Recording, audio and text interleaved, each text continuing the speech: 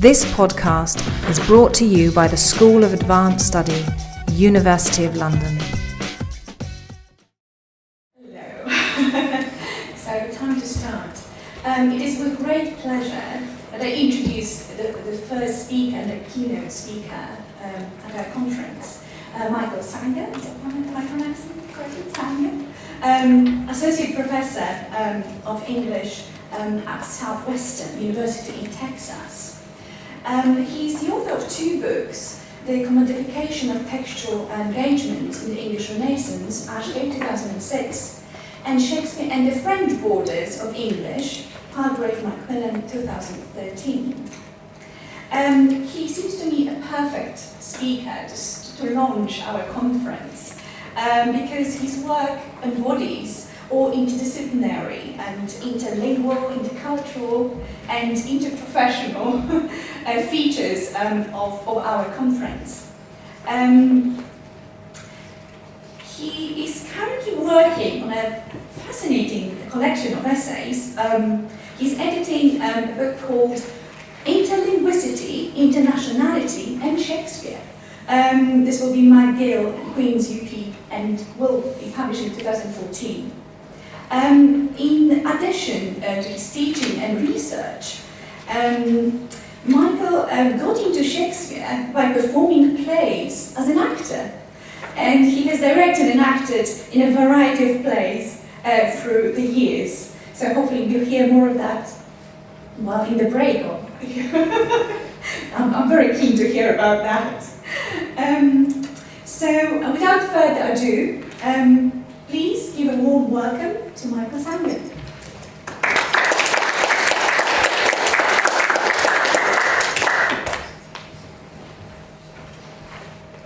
Thank you very much for the gracious introduction. And let me thank the organizers of this conference for this opportunity to speak to the idea of Shakespearean comedy and adaptation. It's a pleasure to be surrounded by such exciting scholars, and I look forward to the conference, as I'm sure to all of you. One thing I just wanted to quickly say is that because there's been an interest in German adaptations of Shakespeare, I just wanted to promote one essay in particular of the interlinguicity book that will be coming out in a few months on a village Romeo and Juliet, which I think is a really brilliant and expansive essay addressing the transplantation of Shakespeare across linguistic divides. It's a former student of mine, Brian Inversion, who wrote it. My goal here is relatively simple.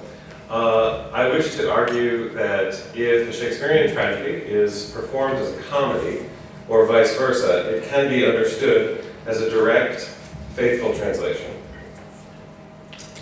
I realize that this may seem at first to be an audacious claim, so let me hasten to make it more audacious. The English language does not exist and never did, and that is related to the instability of Shakespeare's genres. More on that in a moment, but let me begin with adaptation. I do not think that Shakespearean inversions are necessarily direct or faithful, nor am I willing to surrender the value of the concept of a direct and faithful translation.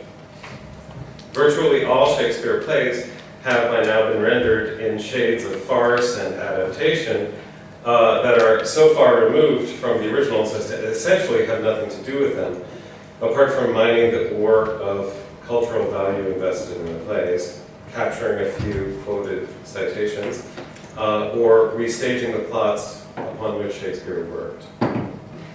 However valid these efforts at citation, parody, or memorialization may be, they are not within the scope of this talk. Rather, I want to widen the scope of generic translation. We have become accustomed now to Shakespearean translations of all kinds. Thank you so much.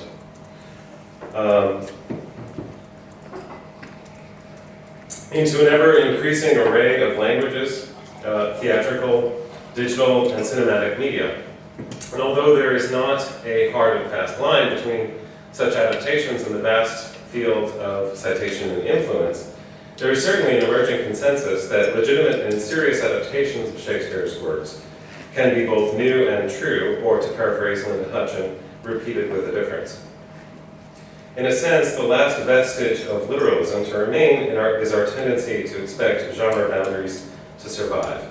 Lear must remain tragic, and Midsummer comic for them to be taken seriously as adaptations, and not viewed as travesties or radical inversions. My claim about the English language is in part narrowly literal. The English language has never been a contained, clearly delimited, and self-consistent entity. It is hybridized and slippery, and I think it is important that it has never been one thing. English exists, but the English language does not. To begin with, I would note that the ongoing experience of plays in the reconstructed Globe Theatre has loosened our understanding of comedy and tragedy, both as large categories for plays and as subtle modes that hold sway in particular moments. Plays that have been vexing to modern taxonomists of genre, like Measure for Measure, come to life in both tragic and comic ways, as they did in John Dove's production at the Globe a decade ago. But while such successes have proved that Shakespeare's notion of genre was more flexible than ours tends to be, there has remained a gap in the theoretical understanding of profound inversions, and it is that gap that I wish to address here. Central to my argument is a liminal text. In the scene from which the title of my talk comes, several otherwise utterly anonymous gentlemen in The Winter's Tale discuss the recognition of Perdita, a scene which we must hear about through the gossip and melodramatic stylizations of these royal watchers. It's a peculiar scene. Instead of direct access to that event, we get a series of indirect perspectives on it. As Act 5, Scene 2 of The Winter's Tale begins, the Bohemian Autolycus is seeking information on the outcome of royal events, and he encounters a succession of gentlemen. The first tells only a small fraction of the royal reunion, and the second and third relate increasing and increasingly intimate relations of a royal scene that we do not see. Why is this scene here? At least part of the answer is relatively clear. It is there because if it were not, there would be a series of very serious scenes whose consistency of tone would leave them vulnerable to inappropriate laughter. To some extent, certainly, the very silliness of the royal watchers protects the following scene's believability. Because we are alienated from the court in the second scene of the fifth act, and alienated from a serious perspective on it as well, we are more prone to welcome the court back in the third scene, and more likely to accept Paulina's injunction that we awake our faith in preparation for the waking of Hermione. But like similar scenes, such as the encounters that Cleopatra, Cassio, and Desdemona have with clowns, the scene also works in more sophisticated registers, illuminating central patterns of the drama from a radically estranged tonal and linguistic perspective, and encourages us to laugh in ways that inverts the severity with which we often separate tragedy, comedy, and romance.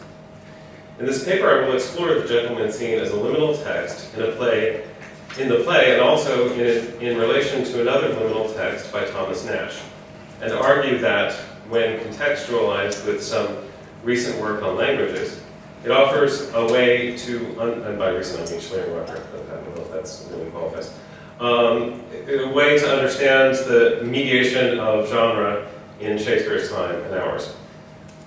Ironically, these scenes are often the first, these clown scenes, are often the first ones to get cut by adapters. And yet, I will suggest, they offer paradigms of opacity and indeterminacy that are deeply valuable to the idea of adaptation. The scene, the gentleman scene, repeatedly draws attention to the failure of a particular kind of translation. Its very structure, of course, is centered on this point. As a progression of witnesses, each point to a scene that they have partially seen, and increasingly fail to relate. As the second gentleman puts it, such a deal of wonder is broken out within this hour that ballad makers cannot be able to express it. The third gentleman, in fact, claims that the meeting of Polixenes and Leontes was a sight that the other men, and we, have lost, a sight which was to be seen, cannot be spoken of. And yet he continues to speak of it, even as he repeats that the encounter he describes lames report to follow it, and undoes description to do it. As a literary critic and occasional theater reviewer, it is hard not to feel the stinging recognition in the depiction of observers who note the absurdity of a feat they nonetheless attempt to perform, the translation of an event into words. But as the third gentleman continues, he offers some hope for those who seek to bridge the theatrical with the critical, as well as the comic with the tragic. In his speech, Shakespeare offers an allusion to a text of Nash, hitherto, as far as I know, unrecognized as such. Perhaps to emphasize or unwittingly illustrate his point about the inability to convey an event with words, the third gentleman continues with a series of metaphors that are at best awkward and at worst nonsensical. He suggests that sorrow wept to take leave of them, for their joy waded in tears.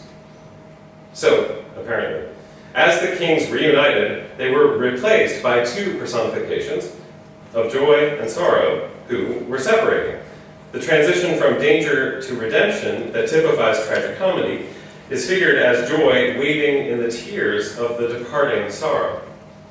A very similar image occurs in Thomas Nash's framing epistle before the 1591 publication of Sir Philip Sidney's Astrophel and Stella. Sidney's poetry deeply influenced Shakespeare, but Nash's scintillating introduction has been undervalued as a part of the experience of that book. Nash sought to advertise and explain the printed version of what had been a manuscript text. In other words, he was framing a translation within English. And so in doing so, he tried to capture the tonal complexity of the work. At one point he writes of the succeeding poems, "The chief actor here is Melpomene, whose dusky robes dipped in the ink of tears, as yet seem to drop when I view them near." Melpomene, of course, is the muse of tragedy. The fact that her robes would be dipped in tears hints at the silliness of Astrophel's narcissistic poetic melodrama, and it does so with a characteristically extravagant Nashian metaphor. It is interesting, then, that Shakespeare's gentleman would figure a personification of joy instead of tragedy, wading in tears in The Winter's Tale. I should note here that tears do many things in Shakespeare. They are true or false, they often quite complicated in their manifestation, meaning, and affect. They fret channels of various kinds, and in one case, they are actually horse-drawn coaches carrying the triumphing beloved. But I am aware of nowhere else in Shakespeare when they are standing water to be stepped in. That peculiar feature, then, hints that Shakespeare was alert to this text as a palimpsest, and therefore also alert to the change of Melpomene to joy. That's a fitting change, of course, given that Astrophel and Stella is tragicomic in a different sense than The Winter's Tale is. Sidney's sequence is an ironic collapse, whereas Shakespeare's play is a reversed tragedy. However, the palimpsest hints at a parity between the two, and so does the ensuing dialogue.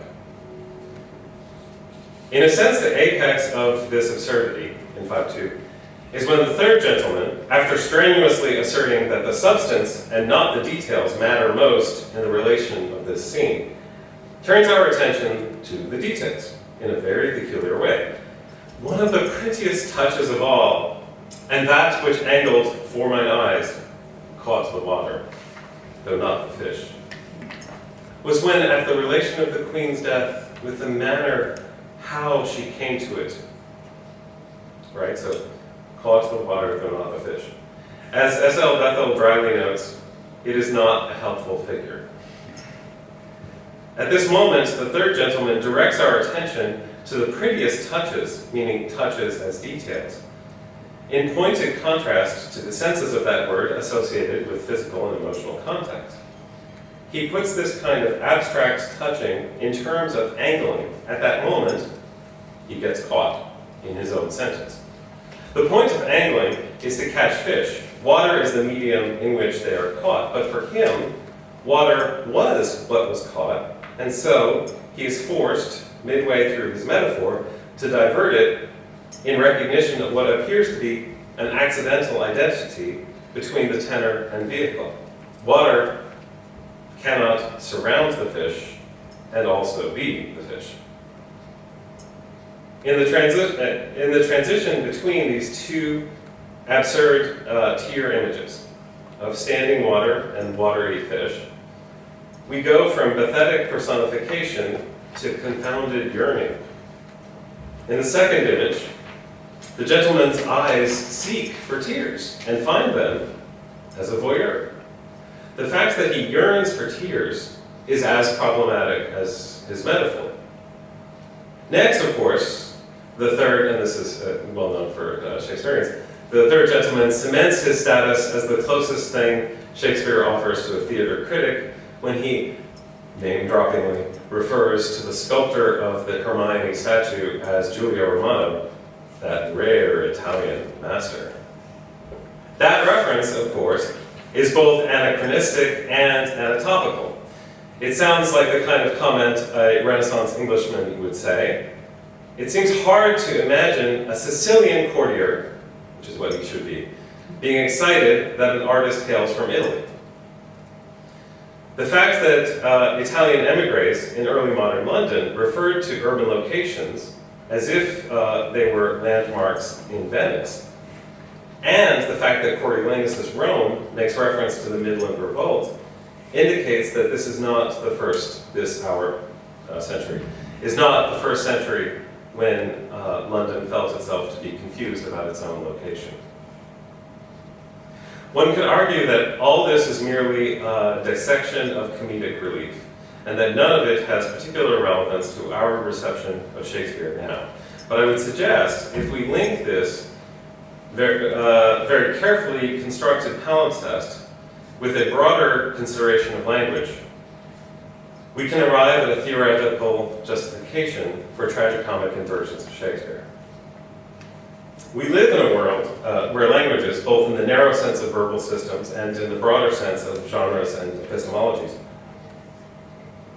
have become more mobile than ever before, producing translations, transplantations, anachronisms, and cohabitations of all sorts. Our world is linguistically multiple, and so was Shakespeare's. The sheer density of the interchange and cohabitation in the early modern period can hardly be overstated. One 16th century teacher of French in London felt it was necessary to instruct his students in regional French dialects, such as Picard and Walloon. He reasoned that because he knew his students would converse with French speakers from those regions in their daily life in London, he wanted to ensure that they would understand the dialectical differences and thus be able to maintain a path toward Parisian fluency. The fact that French was both so present and in England and so multiple implies that we should rethink what we mean when we speak of national languages, and therefore also what we understand to be the language of London. Such a reconsideration offers new ways of viewing Renaissance culture and also our own, in part because linguistic change, admixture, and valuation are so important to both periods. In both Shakespeare's period and ours, the experience of being between languages and between nations was an important element of lived experience. Despite a variety of deaths experienced by the author in post-structuralism, figures such as Shakespeare inevitably function as linguistic and cultural lodestones, appearing to naturalize or even to sacralize the English in which they wrote, thus occluding the social overlap of languages and the theatrical intercalation of different ways of hearing and understanding, both of which are central subjects of Shakespearean comedy. Indeed, I would suggest that the tragic force of the first part of The Winter's Tale largely derives from the fact that Leontes hears Hermione's flirtatious friendship with Polixenes and her dutiful avowal of marriage to him, and understands her language in a way that is fundamentally different from how she speaks it. As Othello misunderstands Desdemona's advocacy of Cassio, divergent languages are inherent in these plays. Before the institutionalization of English academics, the idea of a language called English was experienced only when other languages were contrasted with it. And thus, when there was an external contrast or confluence of words. This is underscored by the fact that to English was an early modern verb meaning to translate into that language. The problem of linguistic unity is particularly evident in the study and performance of Shakespeare. We must negotiate a linguistic gap every time we read, perform, or teach Shakespeare. Are we speaking the same English? How do we process the way his words are heard now? English itself could, in 1600 or 2014, be viewed either hypostatically or deconstructively. That is, it could be viewed as a language that harmonizes divergent root systems, ambiguities, and dialects, or conversely, it could be viewed as a category of words that only strives for coherence as it plays host to rhetorics, dialects, and root systems that not only do not get along, but often come close to being mutually incomprehensible. The latter conception, where language tenuously manages unruly sounds and marks, strongly resembles Shakespeare's conception of how genre guides affect and perception. We always exist in multiple languages, even if we believe ourselves to be monolingual, because no language itself can ever be monolingual.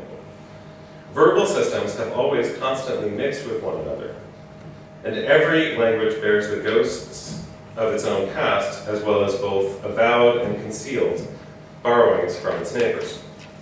Any site of citation or translation, then, does not create an engagement with multiple languages, but rather makes apparent the fact that such a condition was already inherent in the original, and remains alive in the translated text.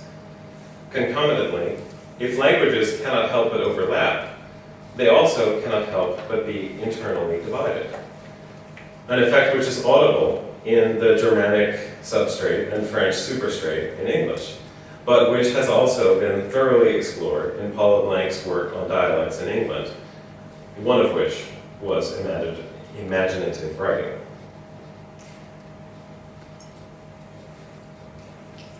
In his study of the language of Shakespeare, Ross MacDonald observes that Elizabethan England was a culture that was extremely self-conscious about its language. And this consciousness often manifested in concerns about neologisms, lexical and rhetorical affectation, dialectical strife, and foreign citation. Understood in this way, encounters between different linguistic systems are not exceptional, but rather habitual. And though they might be particularly evident in what Sir Philip Sidney called the mingled tongue of English, the condition of being between languages, that is, the condition of interlinguicity, can be understood as an inevitable condition of human thought.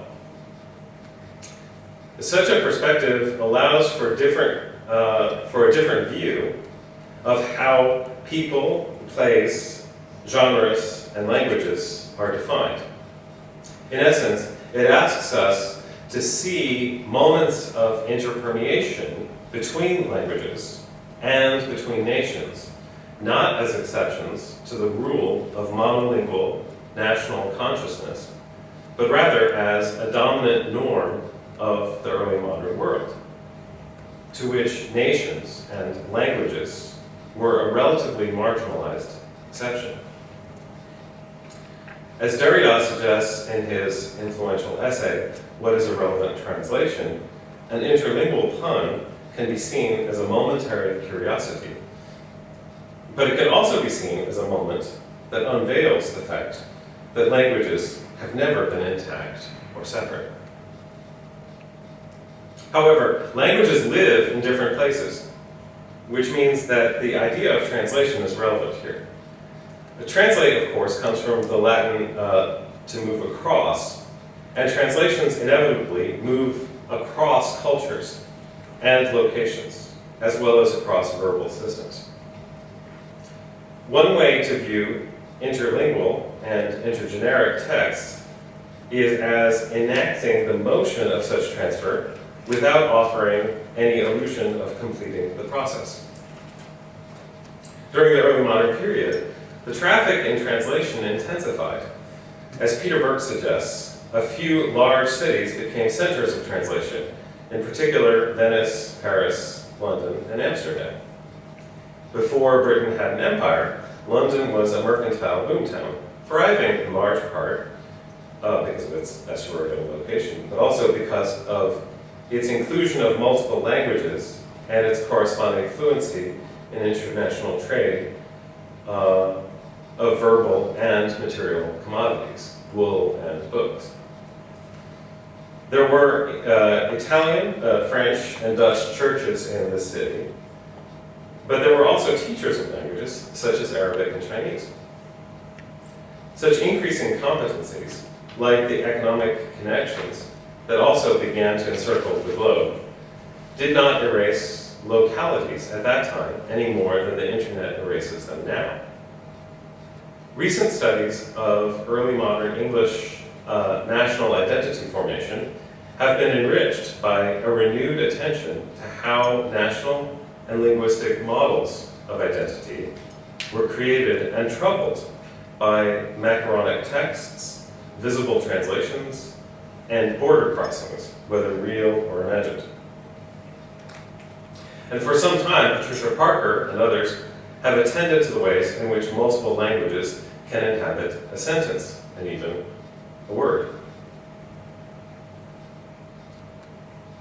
Historically minded literary critics, such as Marianne Montgomery, have drawn attention to the ways in which England's neighbors and their languages were persistently characterized and gendered in drama, amounting to disguise through speech. This was equally true in other discursive fields. Claire McEachern observes that those in England who resisted union with Scotland argued that although the two countries shared a language in the narrow sense, they differed in their legal systems and in their customs. In the former, the Scots were too French, and in the latter, too Irish. The Scots were thus seen, at least by some, to be linguistically, but not culturally, translatable. And what does all this transportation between nations have to do with Winter's Tale? I would suggest that the most important link is the fact that genre can best be understood as a kind of language, a way of making meaning. And while the gentleman's scene points in many directions, one of its most fascinating qualities is that it dramatizes linguistic and generic failure. Their sentences break, and they fail, and they take a serious scene ridiculously. And while The Winter's Tale is not apparently concerned with gaps in what we would normally call language, as, for example, Henry V clearly is, it is deeply concerned with gaps between nations and between different ways of seeing the events that anchor the play.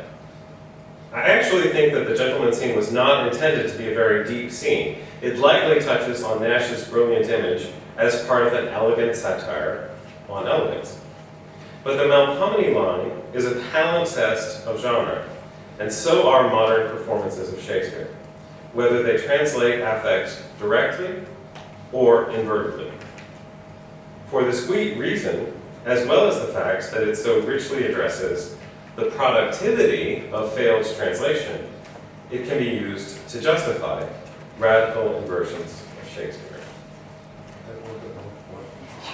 Thank you.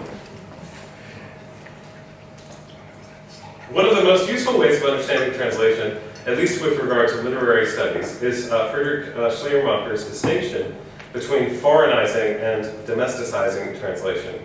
In Schleiermacher's terms, a domesticating or domesticizing translation attempts to find vocabulary, syntactic patterns, and idioms that make a translated text seem native when it is received.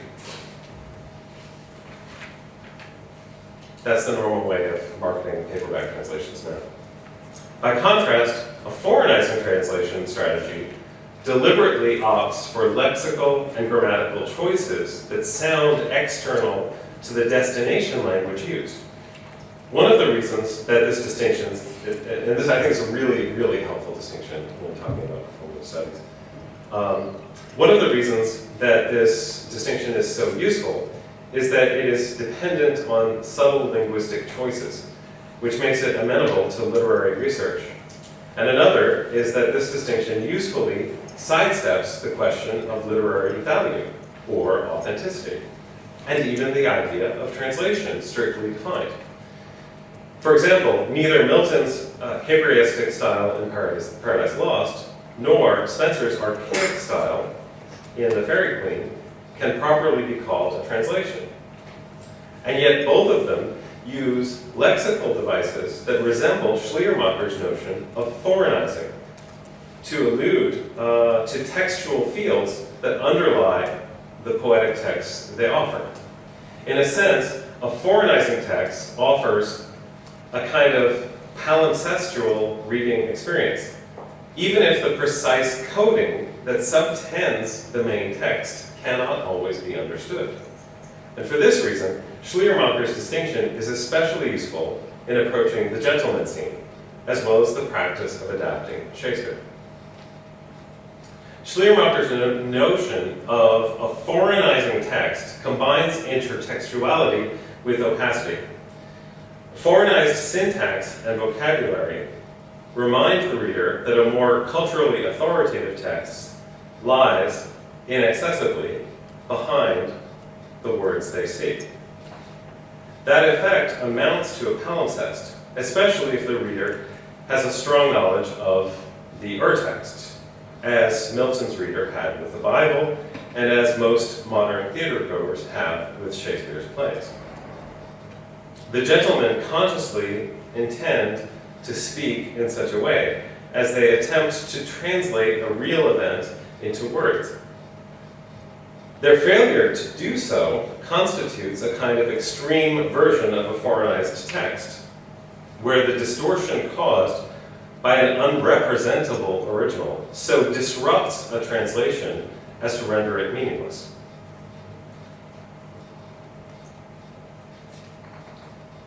The echo of Nash, of course, is not within their ken. But metatextually, it points to a larger question, which is the framing and reception of serious emotion. Both Nash and the gentleman take a serious scene fatuously, and both flaunt their role as mediator while apologizing for it. And of course, this is very characteristic of Nash. The fact that this scene occurs in The Winter's Tale is particularly useful in discussing Shakespearean adaptation. If comedy is to falter, it does so in tragic moments. And if tragedy is to be in peril, it does so because of comic possibilities. But tragic comedy is built on the conjunction of these two modes. So, how can it fail? I would suggest that, absent a strong drive for sex or death, Shakespeare's romances, or we could call them tragic comedies, put the naked issue of belief at the center of their world. If neither history, comedy, nor tragedy rule the stage, the next heir is the idea of the stage itself, the very idea that it can present reality, especially in the three romances, not including Cymbeline. I think Cymbeline is maybe a different case, but Certainly for the other three, I think that can be said. In this way, a textual moment that hovers in opaque or indeterminate space, when such a moment occurs in a romance, is particularly apposite to Shakespearean adaptation. Because adaptations are closer to such an indeterminate space than they can be to either tragic or comic modes, to either the tragic or comic modes that prevailed in Shakespeare's time.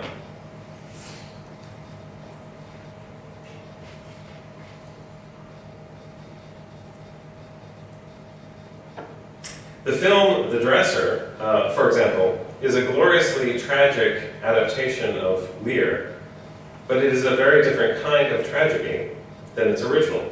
It is novelistic. The indeterminacy of tragic comedy speaks most directly to adaptation because it confronts a more fundamental dynamic than either joy or pain, belief itself. The unveiling of Hermione may be a quintessentially theatrical moment, right? It's well known as a moment which feels hollow when it's read. But the gentleman scene constitutes a liminal space, like that of Nash's preface, that helps to understand the idea of translation, whether by print, by theater, or by any of the other media that have inherited the globe. All languages are interlinguistic, inasmuch as they are fractured into dialects and carry etymologies from other languages and other times. Further, all nations are international, in the sense that any nation almost always is founded on the danger of erasure or the memory of disintegration. And similarly, all genres are always already hybridized, trapping within them the ghosts of their own inversion. Famously, comedies become less and less funny as they are read carefully, and romances and tragedies seem to contain moments of farce, such as when Jove throws a thunderbolt in Cymbeline, or when Hamlet and Laertes have a tug-of-war over Ophelia's court. The space between languages, like the spaces between nations and between genres, offered great risk and reward in Shakespeare's time, and was processed simultaneously in a variety of incompatible registers in the early modern period: affective, moral, linguistic, confessional, nationalistic, eschatological, and proto-capitalistic. Richard Helgerson has influentially offered a way of reading Renaissance poetic depictions of language as driven by an urge to align the English language with an emerging sense of national pride. But others have put more emphasis on ways in which the staging of multiple languages might undermine incipient notions of a stable English language and nation. We live in another set of spaces between languages, which offers different risks and rewards. Any effort to cite, recover, or translate Shakespeare involves confronting the fluidity of language, especially within English. His famous proclivity for neologisms, for example, could be understood not as an expansion of English, but an escape from it, or put more strongly, a sign that he never perceived English to be intact. Even such a seemingly minor gap as that between Nash and Shakespeare constitutes a gap as wide as between two conventionally understood languages. The idea of language can be understood literally, for example, Dutch, English, Italian, etc., or it can be understood more metaphorically, to include apocalyptic, nationalistic, symbolic, or poetic ways of speaking. When Hermione confronts Leontes' accusation in the courtroom scene, She does so in part by addressing the gap in their understandings. You speak a language, she says. I understand not. When she says this to Leontes, she is not refuting his charge. She's not only refuting his charge of adultery, but also rejecting his entire way of knowing the world. The fact that language could be so comfortably used by Hermione as a term for a tyrant's rage attests to the deep mobility of the term, a mobility that hints at the fundamental instability of other languages, such as English, as well as pseudo-languages, such as salvific rhetoric and international legitimacy. A surprisingly large number of words are understood by many speakers of English and yet simultaneously felt as foreign in one way or another. And of course, this is not always innocent or playful. Patricia Parker has discussed the trope of metaphor as a kind of translation of sense, where one word is taken from its proper home and moved to another place. The fact that metaphor is the Greek equivalent of translate only reinforces her point.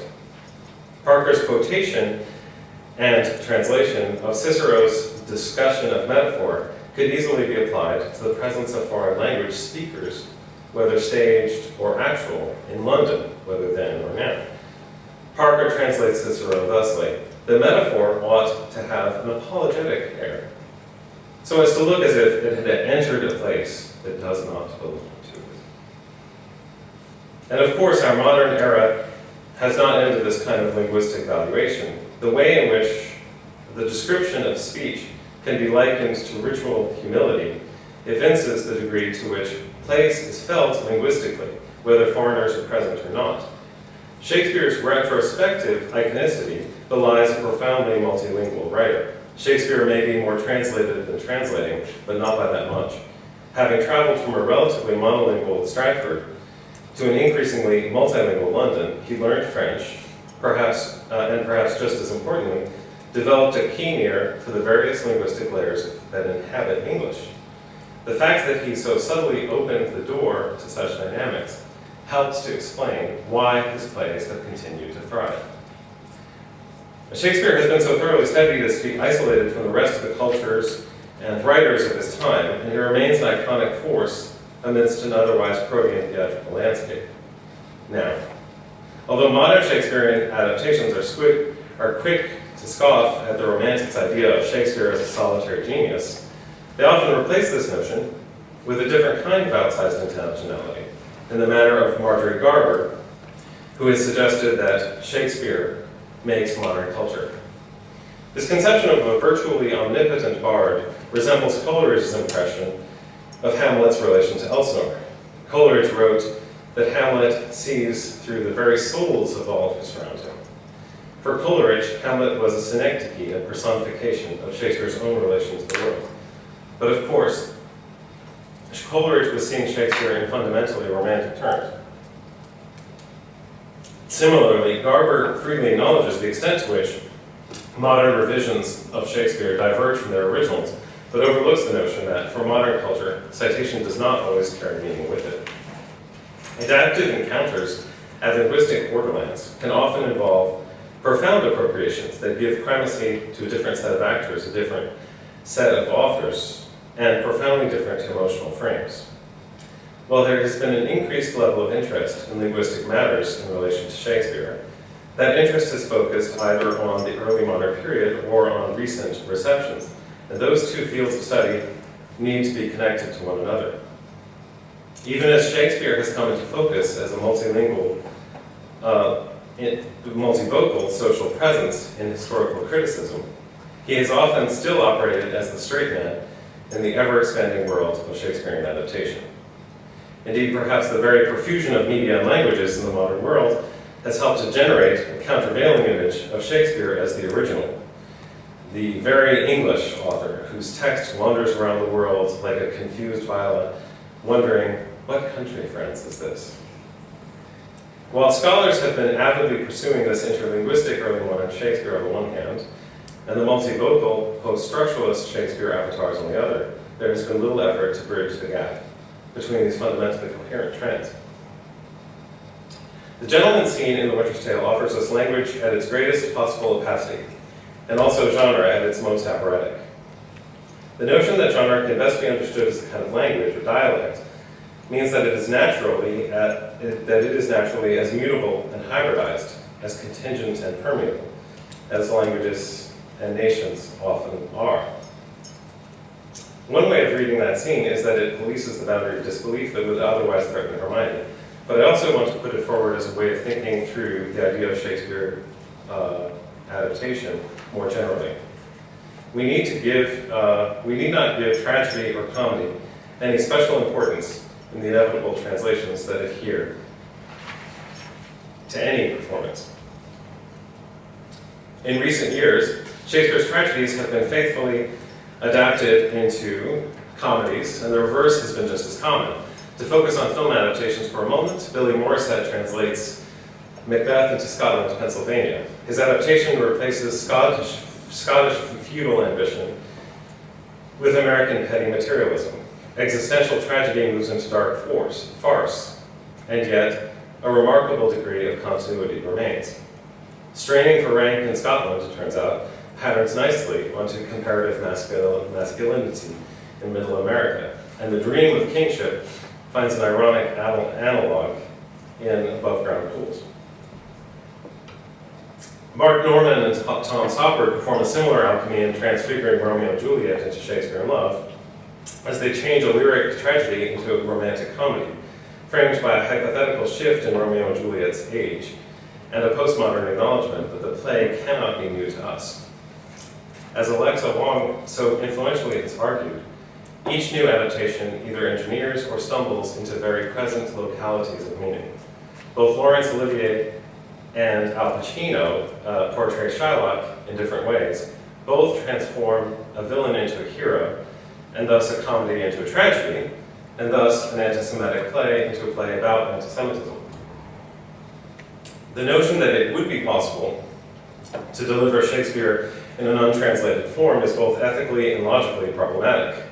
An untranslated merchant would leave us cheering the forcible conversion of the Jew, and an untranslated Two Gentlemen of Verona would leave us laughing at the intended rape of Sylvia.